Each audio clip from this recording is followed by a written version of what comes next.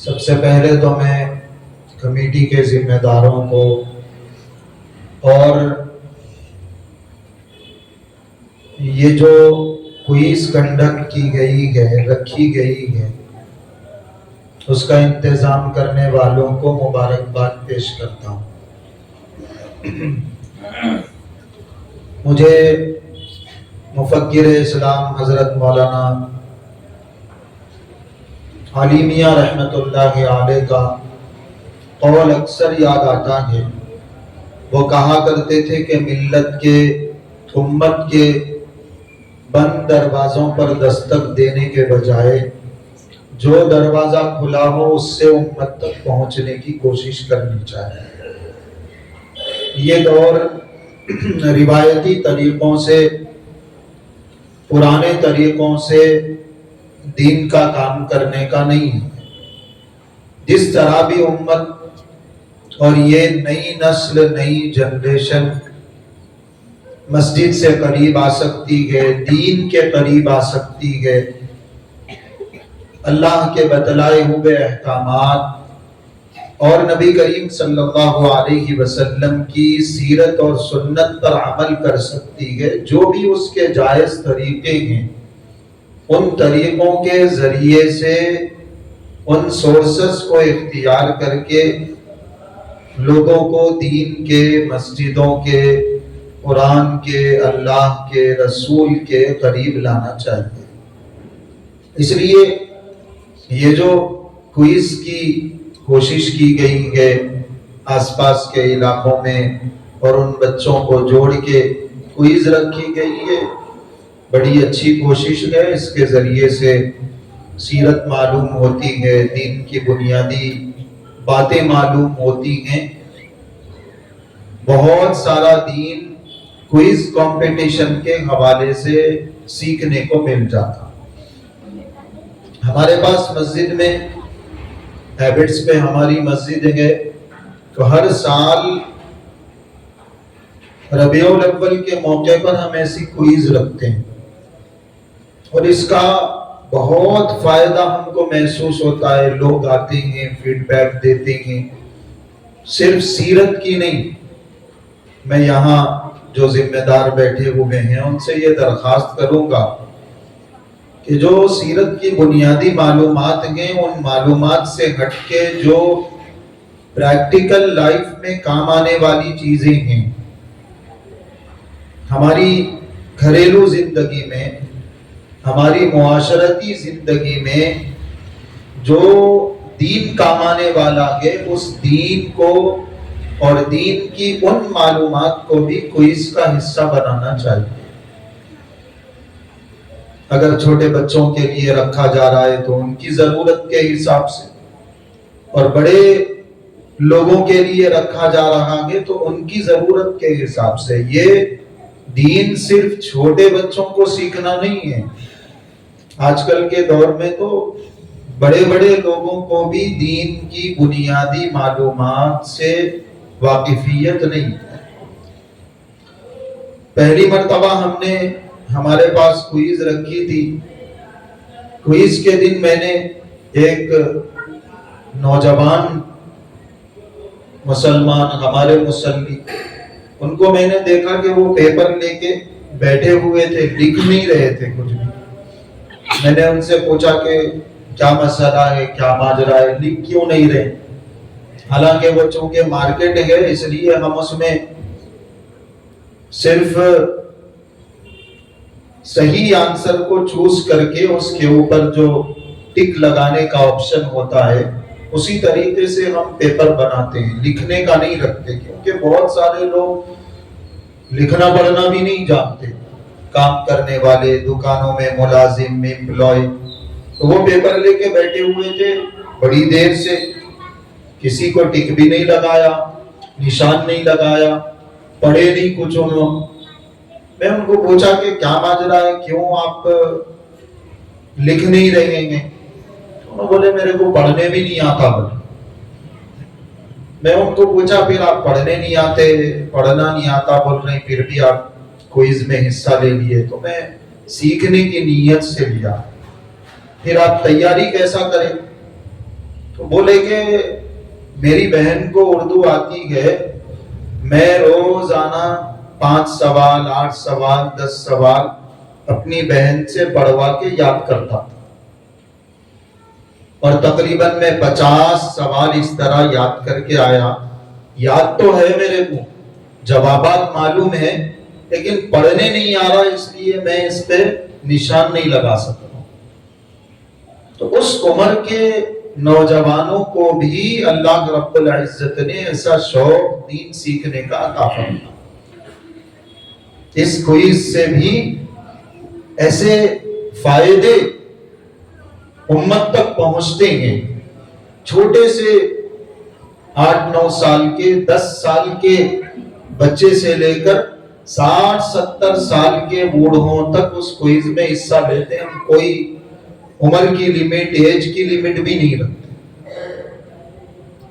یہ جو کوششیں کی جاتی ہیں، ان کوششوں کے ذریعے سے مقصود یہی ہے کہ دین ہماری زندگی میں آ جائے۔ یہاں اس وقت زیادہ طلباء و طالبات اور چھوٹے بچے ہی موجود ہیں، پیرنٹس کم ہیں، اس لیے میں ان چھوٹے بچوں کے لیے ہی گفتگو کرنا چاہتا ہوں، اور بیان نہیں کروں گا، میں آپس میں بات چیت کریں گے انشاءاللہ۔ تیار ہیں آپ لوگ؟ بچے بولو، بچے تھوڑا کچھ پوچھے تو جواب دینا، ساتھ میں بات کریں گے انشاءاللہ۔ بیان نہیں، بیان بڑوں کے واسطے ہو جاتا، بڑے کم ہیں یہاں پہ، اور وہ فکر مند ہیں، اسی لیے آپ کو یہاں انہوں نے شریک کروایا، ایڈمیشن دلوایا گے، اور جانتے ہیں کچھ نہ کچھ کسی نہ کسی حوالے سے دین کی باتیں ہم کو اصل سیکھنا ہے۔ یہ جو بچے اس وقت مکتب میں جڑے ہوئے ہیں، کوئز کے حوالے سے وہ یہاں انعام حاصل کرنے کے لیے، سرٹیفکیٹ لینے کے لیے آئے ہوئے ہیں، اصل بات ان کو سمجھنا ہے۔ نبی کریم صلی اللہ علیہ وسلم چھوٹے بچوں سے بہت زیادہ محبت کرتے۔ ہمارے ذہنوں میں کیا ہے؟ چچا نہرو کا تذکرہ آتا، چلڈرنز ڈے پہ کیا بولتے؟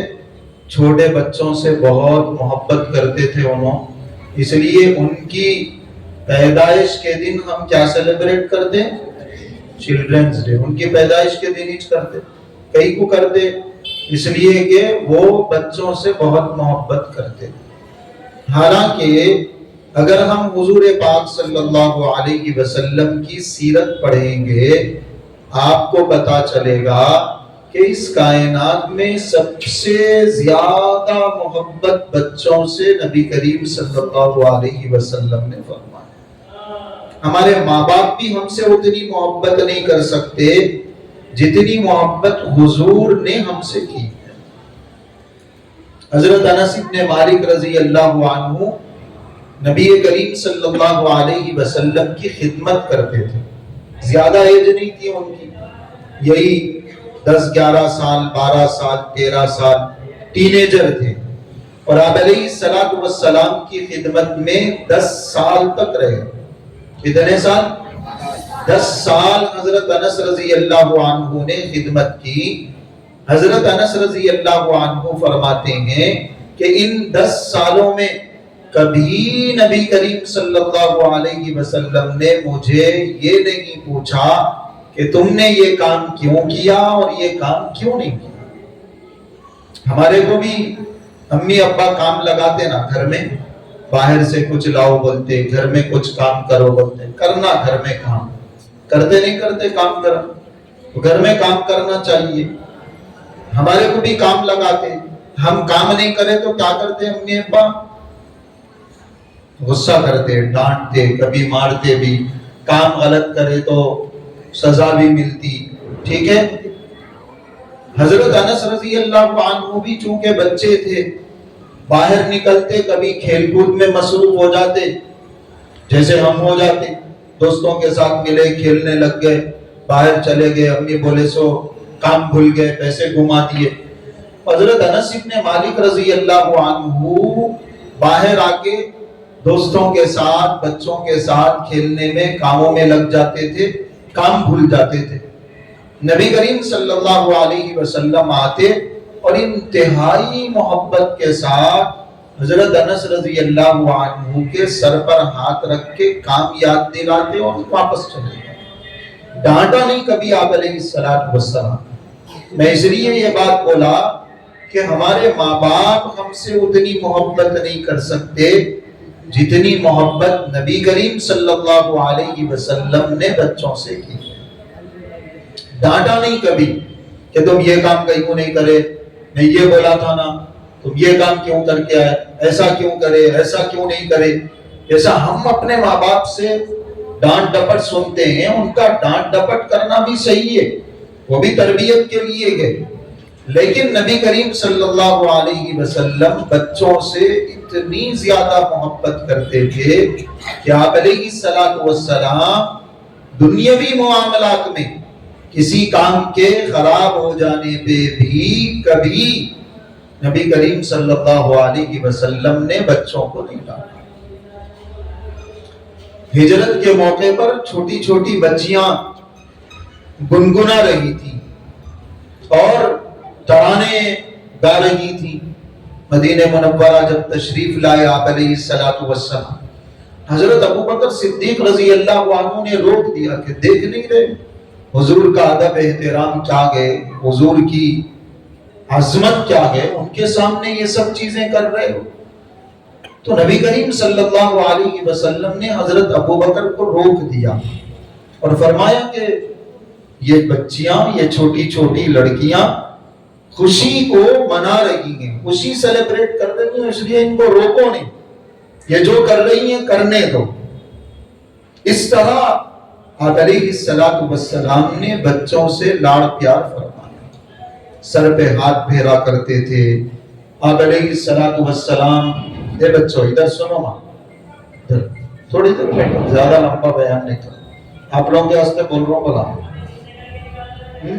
بعد میں باہر جا کے بات کریں, اوپن بھی بیٹھیں گے ساتھ, کچھ خاص بات ہے تو بولو, میں بھی کروں.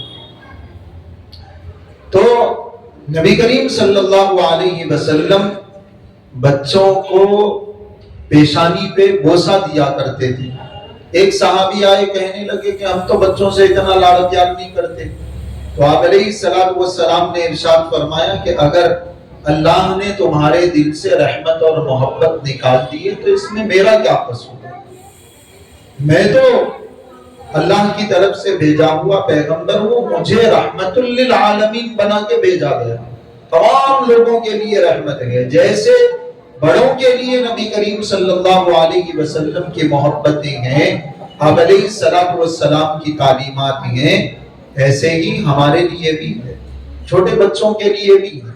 چھوٹے بچوں سے آپ علیہ السلام اتنی زیادہ محبت کرتے.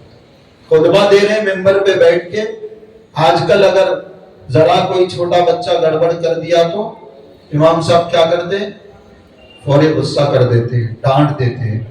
ٹھیک ہے, تربیت کے لیے وہ بھی ضروری ہے.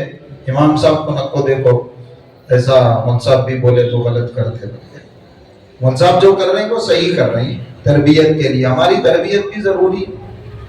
نبی کریم صلی اللہ علیہ وسلم حضرت حسن کو, حضرت حسین کو رضی اللہ عنہما جب کھیلتے ہوئے دیکھتے تھے تو ممبر سے اتر کے ان کے پاس جاتے اور ان کو گود میں اٹھا کے لا کے ممبر پہ بٹھاتے. اتنی محبت آپ علیہ السلام نے چھوٹے بچوں سے فرمائی. اپنا خطبہ روک کے آپ علیہ السلام ان بچوں سے محبت کا اظہار کرتے ہیں. بلکہ ایک روایت میں بڑا عجیب واقعہ ذکر کیا گیا. آپ علیہ السلام نماز پڑھ رہے ہیں, سجدے میں تشریف لے گئے, سجدہ لمبا ہو گیا. اب صحابہ پریشان ہیں کہ معمول کے خلاف آپ علیہ السلام عادت سے ہٹ کے اتنا لمبا سجدہ کر رہے ہیں. بلکہ بعض صحابہ سجدے میں سے اٹھ کے دیکھنے لگے کہ اتنا لمبا سجدہ کیوں کیا آپ علیہ السلام نے, آخر ہوا کیا, ماجرا کیا ہے, اتنا لمبا سجدہ روز تو نہیں کرتے, آج کیوں کر رہے ہیں.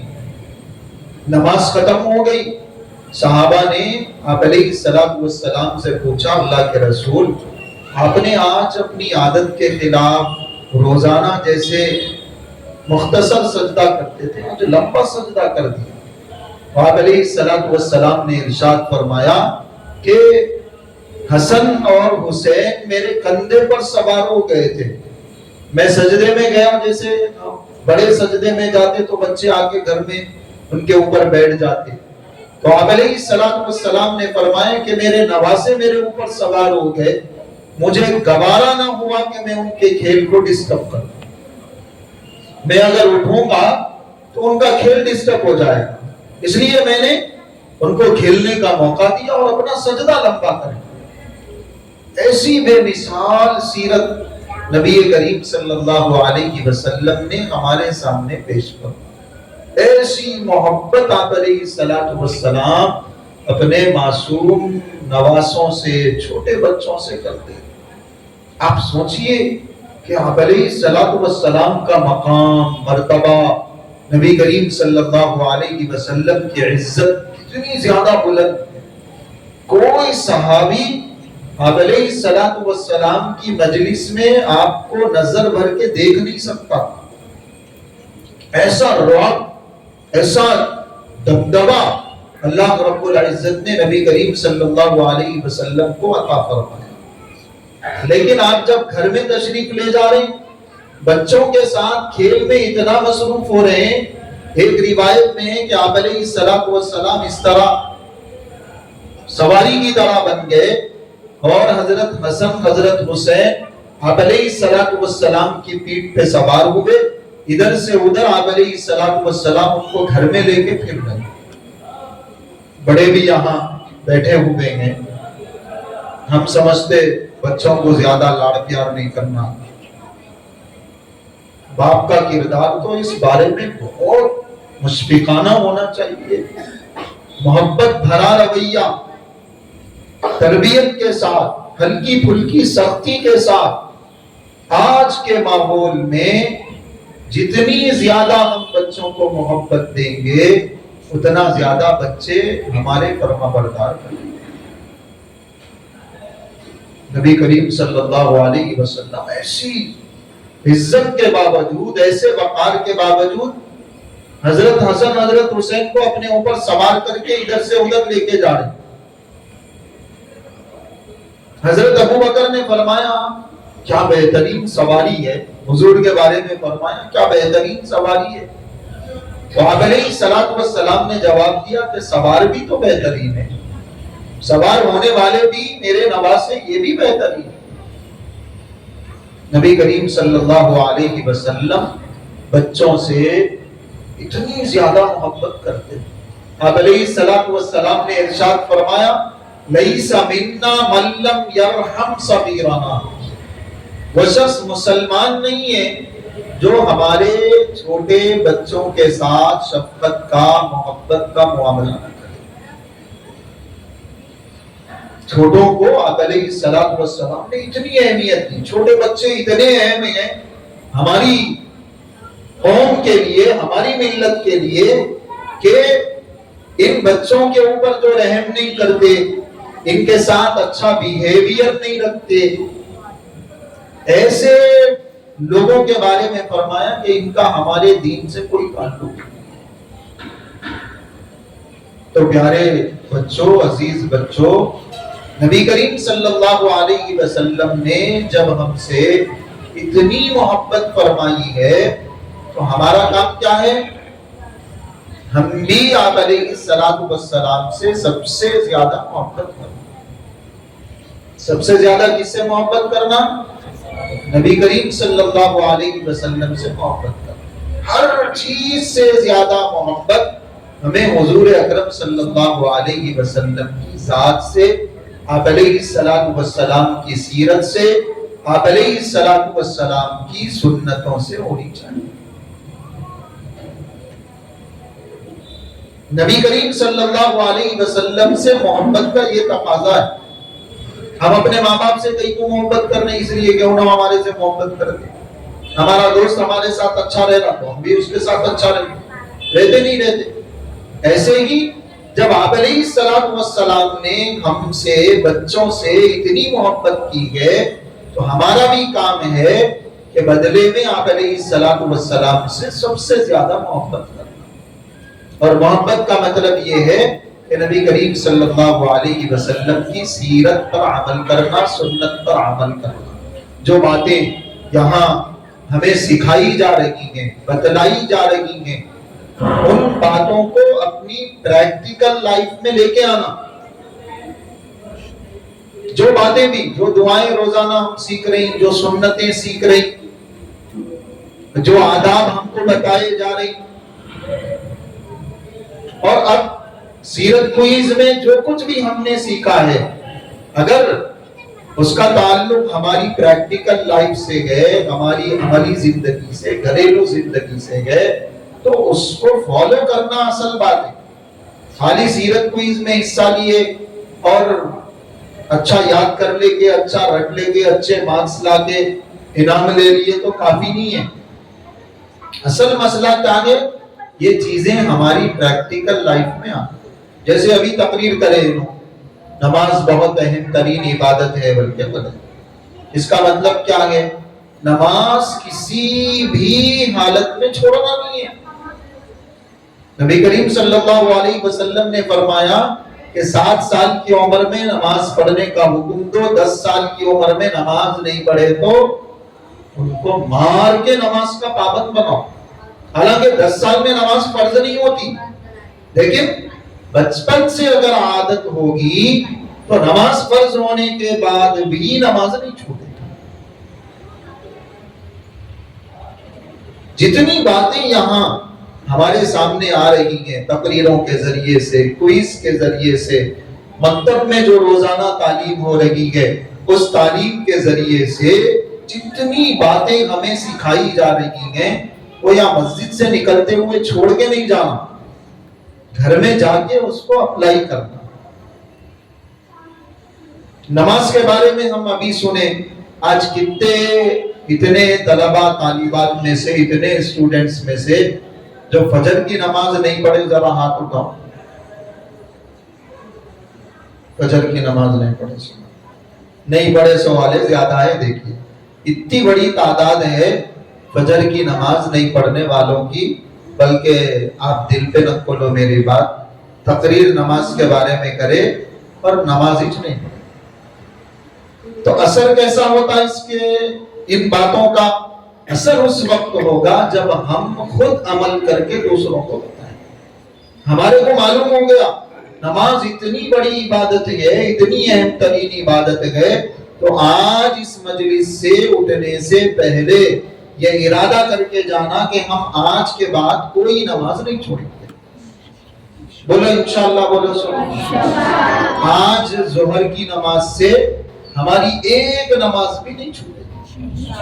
ہم مسجد میں آئے تو بھی نماز پڑھیں گے، گھر میں رہے تو بھی نماز پابندی سے پڑھنے کی کوشش کریں گے نہیں کریں گے؟ بولو ادھر، بولو یہ پورے بچیاں بولو.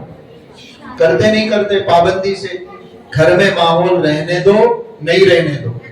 آپ لوگ جب مکتب سے جڑے ہوئے ہیں، مسجد سے جڑے ہوئے ہیں، دینی تعلیم سے جڑے ہوئے ہیں، آ کے کچھ سیکھ رہے ہیں، سکھا رہے ہیں، تو اس کا فائدہ کیا ہو رہا؟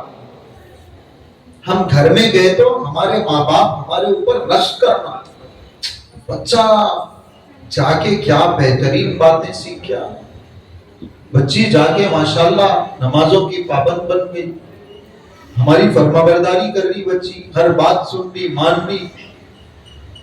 ہمارے کو گھر میں کام کرو بولے تو ہوتا ہی. آج کل گھروں میں ماحول ایسا بن گیا، نماز پڑھو بولے تو بھی چڑچڑاپن ہو رہا بچوں. تو ماں باپ ہمارے ہمیں اگر کسی بھی بات کا حکم کر رہے ہیں، کوئی بھی بات بول رہے ہیں، ان کی بات کو ماننا ہمارے لیے ضروری ہے. سنتے نہیں سنتے اپنے والدین کی بات. قرآن کریم میں ہے نا، فَلَا تَقُلْ لَهُمَا اُف. ٹھیک ہے، عربی زبان میں اف بولتے ہیں، اپنے والدین کے سامنے اف بھی مت بولو. اردو میں اس کو کیسا سمجھتے معلوم؟ سمجھے میری بات؟ یہ جو زبان سے نکالا میں، یہ بھی نہیں بولنا ہے اپنے ماں باپ کو، آنکھ دکھانا، بدتمیزی کرنا، جواب دینا، میں نہیں کرتی ہوں، میں نہیں کرتا ہوں، میں بعد میں کر لیتا ہوں، یہ نہیں، جاؤ جی امی، ایسا جو بولتے نا، یہ بھی اپنے ماں باپ کو بولنے والا ماں باپ کا نافرمان ہے۔ نہیں آ رہی بات سمجھ میں؟ آج سے انشاءاللہ یہ بھی نہیں بولیں گے۔ اگر کوئی کام کرنے کا ہمارا موڈ نہیں ہے نا تو نظر جھکا لینا، آنکھ جھکا لینا اپنی، لیکن نہیں کرتے بلکہ نہیں بولنا، جواب نہیں دینا ماں باپ کو۔ ہمارے چہرے پہ کوئی غلط ایکسپریشن، کوئی غلط اثر ہمارے چہرے پہ ناگواری کا نہیں دکھنا۔ ماں باپ کا یہ ادب احترام ہے۔ ہم اگر ان مکاتب میں آ کے، ان مسجدوں سے جڑ کے اگر یہ باتیں سیکھ کے ان پر عمل نہیں کریں گے تو پھر سیکھ کے کیا فائدہ؟ خالی علم کام آنے والا نہیں ہے نا۔ علم تو شیطان کے پاس بھی تھا نہیں تھا علم شیطان کے، عمل نہیں تھا اس کے پاس۔ اس کو بولے سجدہ کرو، بولے تو نہیں کرتا ہوں، بولا عمل نہیں تھا اس کے پاس۔ تو اگر ہم خالی سیکھتے جا رہے، قرآن پڑھتے جا رہے اور ماں باپ کا ادب احترام بتا رہی، کھانے پینے کی سنتیں بتا رہی، واش روم کو جانے آنے کی سنتیں بتا رہی، مہمانوں کا ادب احترام کرنے کی سنتیں آداب بتا رہی، سب چیزیں بتا رہی، لیکن مسجد سے باہر نکلتے ہوئے ہم وہ چیزیں اگر یہیں چھوڑ کے چلے گئے تو پھر ایسے علم کا کوئی فائدہ نہیں ہوگا۔ اس لیے یہاں جو کچھ ہمیں پڑھایا جا رہا ہے اس کو اپنی پریکٹیکل لائف میں فالو کرنے کی کوشش کرنا۔ ایک بھی چھوٹی بات آج اگر ہم سیکھ گئے، آج اگر ہم کو بتا دیا گیا کہ پانی پینے کی 6 سنتیں ہیں، آج اگر بتا دیا گیا، کس کس کو یاد ہے پانی پینے کی سنتیں؟ بولو آپ، بولو کیا ہے، بولو بولو سناؤ۔ آج جتنے عمل کرتے سن کا ثواب تمہارے کو ملتا ہے انشاءاللہ۔ سیدھے ہاتھ سے پینا، دیکھ کر پینا، بسم اللہ کہہ کر پینا، بیٹھ کر پینا، 3 سانس میں پینا، پانی پی کے الحمدللہ کہنا۔ ماشاءاللہ 6 سنتیں بتائیں، نو کتنے بتائیں؟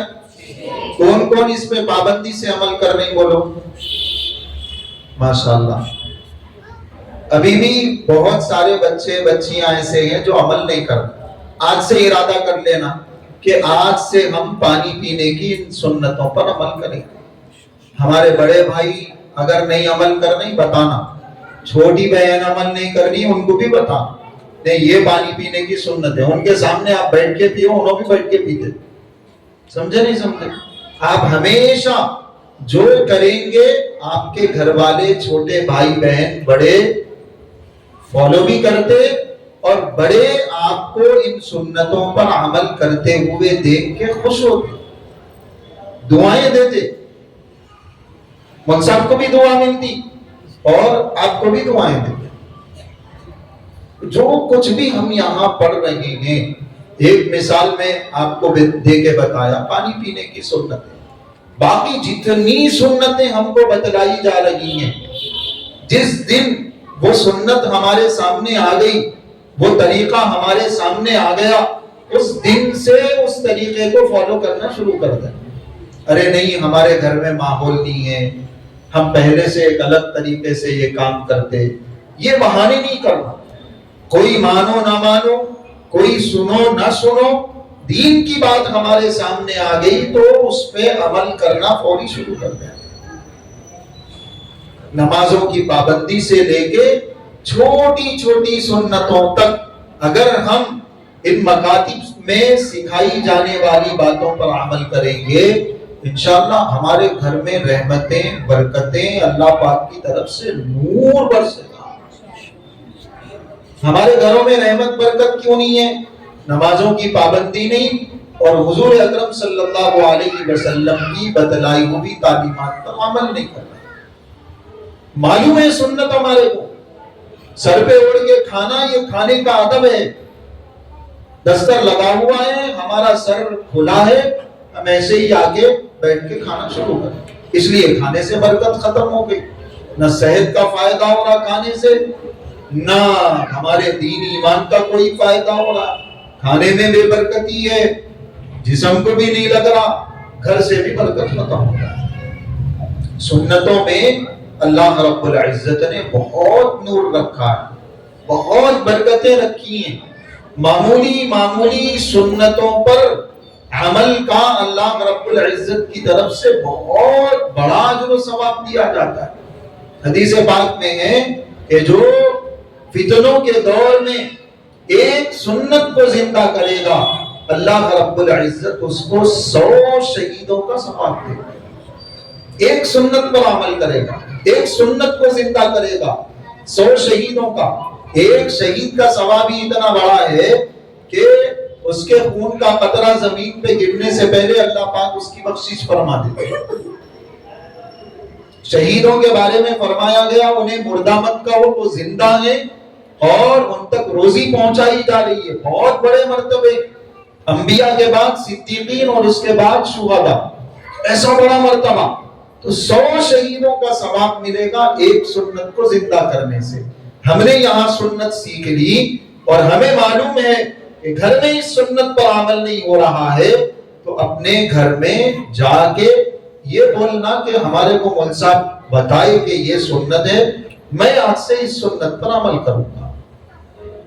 جو باتیں بھی سکھلائی جا رہی ہیں اس پر عمل کرنا، یہ نبی کریم صلی اللہ علیہ وسلم سے محبت کا تقاضا ہے۔ ٹھیک ہے، سمجھ گئے بات؟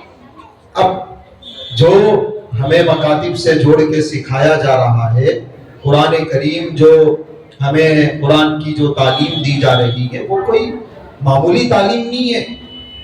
آپ کوئی بھی عالم دین آپ کو دنیا پڑھنے سے، ماڈرن ایجوکیشن پڑھنے سے، اسکول جانے سے منع نہیں کرتے، لیکن یہ بولتے کہ مدارس میں، مساجد میں، مکاتب میں ہمارے اساتذہ اور ملزموں کے ذریعے سے جو سکھایا جا رہا ہے وہ اس کائنات کا سب سے بہترین علم ہے۔ اس سے بہتر کوئی علم نہیں ہے جو آپ یہاں بیٹھ کے سیکھ رہے ہیں۔ خالی مسجد میں جا کے ایسا 1 گھنٹہ آدھا گھنٹہ پڑھ لے کے آنا ہی بول کے نہیں سوچنا، یہ سوچ کے جانا، یہ سوچ کے آنا کہ ہم سب سے بہترین علم حاصل کرنے کے واسطے مسجد کو آئے، اور سب سے بہترین علم حاصل کر رہے تو پھر اس کے لیے اتنا اہتمام کرنا، اتنا ادب احترام کرنا، اتنی توجہ دینا، اتنا فوکس رہنا، اتنی پابندی کرنا۔ اسکول کو گئے تو اچھا تیار ہو کے، نہا کے، دھو کے، فریش ہو کے، کون سا تو بھی کریم ہے تو کریم لگا کے، پاؤڈر لگا کے، پرفیوم لگا کے سب کر کے جا رہے ہیں۔ مکتب میں کیسا آ رہے؟ کوئی یونیفارم ہے نہیں ہے۔ مکتب میں کیسا آ رہی؟ میلی ٹوپی، میلے کپڑے ڈال لے کے، بغیر وضو کے نہیں، چہرہ نہیں دھوئے، منہ نہیں دھوئے، ایسی چھوٹ کے آ جا رہے۔ ارے چلو، یہ لاپرواہی نہیں ہونا۔ اسکارف نہیں لگانا، ٹوپی نہیں لگانا، یہ سب بے ادبی ہے نا۔ ہم جب اتنی بہترین تعلیم حاصل کر لگے ہیں تو اس کے لیے اتنا زیادہ اہتمام بھی رہنا۔ جیسے اسکول میں جاتے ہوئے ہم ایک پورے ڈسپلن کو فالو کر کے مسجد میں آتے ہوئے اس سے زیادہ اہتمام کرنا چاہیے۔ ایک تو مسجد اللہ کا گھر ہے، یہاں پہ آ رہے خُذُوا زِینَتَکُمْ عِنْدَ کُلِّ مسجد، اللہ کا فرمان ہے کہ مسجد جاتے ہوئے زیب و زینت اختیار کرو، اچھے اہتمام کے ساتھ، سچ کے صبر کے، اللہ کے دربار میں آ رہی ہوں۔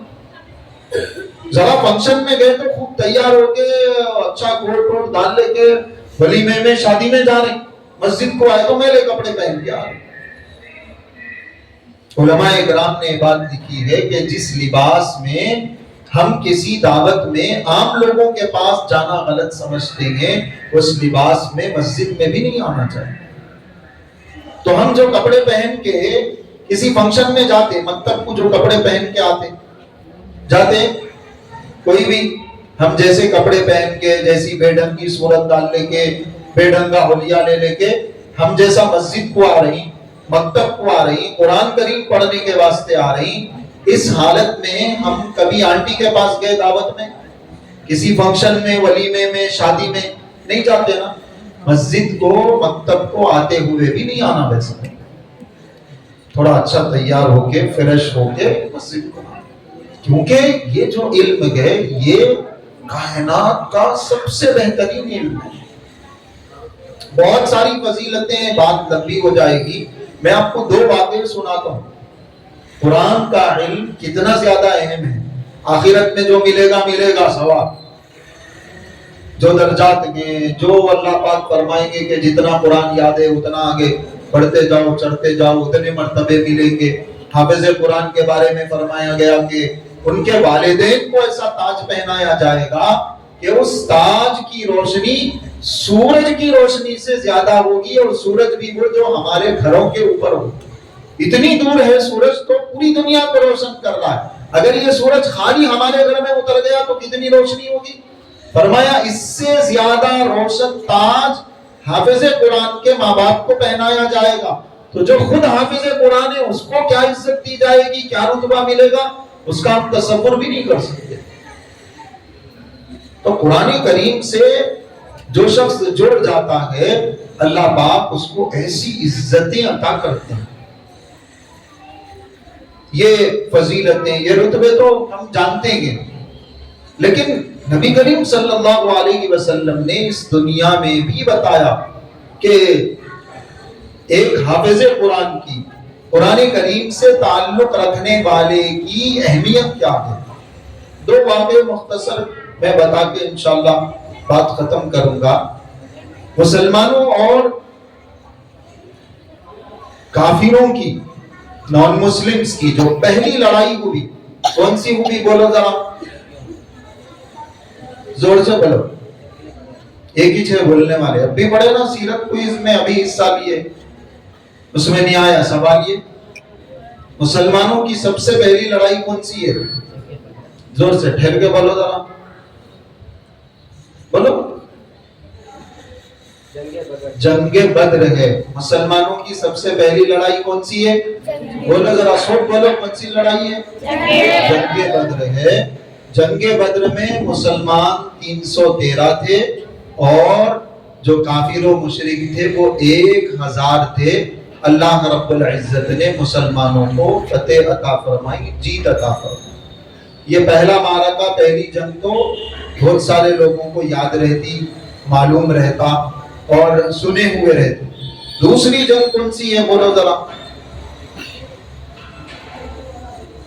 مسلمانوں اور کافروں کی دوسری جنگ، بدر کا بدلہ لینے کے واسطے لڑائی لڑے تھے ان لوگ.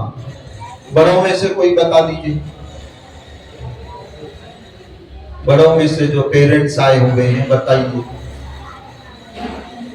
غزوہ احد ہے. غزوہ، یہ سب سیکھنا ہے اپنے کو، معلوم رکھنا نا. حضور کی سیرت، کرکٹ پلیئر کے بارے میں سب معلوم ہے، فلمی سٹار کے بارے میں سب معلوم ہے، کوہلی کو میچ میں لے رہی نہیں لے رہی سب معلوم ہے، کون سی مووی کب ریلیز ہو رہی، کون سے فلمی سٹار کی ہے، پوری ڈیٹیل معلوم ہے. کارٹون معلوم، سیریل معلوم، ڈرامہ معلوم، پاکستان کے ڈرامے معلوم، سب معلوم ہے. حضور کی سیرت نہیں معلوم. یہ تو بالکل بنیادی اور بیسک باتیں ہیں. غزوہ احد مسلمانوں اور کافروں کے درمیان لڑی جانے والی دوسری جنگ ہے. پہلی جنگ غزوہ بدر ہے. دوسری جنگ میں مسلمان شروع میں جیت گئے تھے، بعد میں پھر ایک حضور کی بات پر عمل نہ کرنے کی وجہ سے مسلمان ہار گئے. میں وہ جنگ پوری آپ کو نہیں سنا رہا ہوں، تفصیلات نہیں سنا رہا ہوں. اس جنگ میں تقریباً 70 صحابہ شہید ہوئے تھے. کتنے صحابہ؟ 70 صحابہ. 700 تھے اور 700 میں سے 70 صحابہ شہید ہو گئے. بعد میں آیا تو میں یہ کوئز میں سے پوچھتا ہوں، یہ سوالوں میں سے 70 صحابہ شہید ہو گئے. 70 صحابہ شہید ہو گئے. مسلمانوں کو یوں سمجھیے کہ بہت بڑا نقصان ہوا. خود آپ علیہ السلام کے شہید ہونے کی افواہ بھی اڑا دی گئی تھی کہ محمد صلی اللہ علیہ وسلم بھی نعوذ باللہ شہید ہو گئے. حالانکہ شہید نہیں ہوئے تھے. آپ علیہ السلام زخمی ہوئے تھے. آپ علیہ السلام کے دندان مبارک دانت ٹوٹ گئے تھے. کڑی چھپ گئی تھی، خون نکلا تھا، آپ علیہ السلام زخمی ہیں، صحابہ زخمی ہیں، 70 صحابہ شہید ہو گئے، پورے مدینہ منورہ میں غم کا ماحول ہے۔ اور پھر یہ ڈر بھی لگا ہوا ہے کہ ادھر جو کافر اور مشرک تھے وہ دوبارہ حملہ کریں گے مسلمانوں کے اوپر، اور ادھر تیاری بھی کر رہے تھے وہ لوگ کہ مسلمان ہار گئے، ابھی ایک مرتبہ اور حملہ کر کے ان کو پورے کا پورا ختم ہی کر دیں گے، تیاری بھی کر رہے تھے۔ ہر طرف ایک ٹینشن کا ماحول ہے۔ ایسے موقع پر بھی نبی کریم صلی اللہ علیہ وسلم جب صحابہ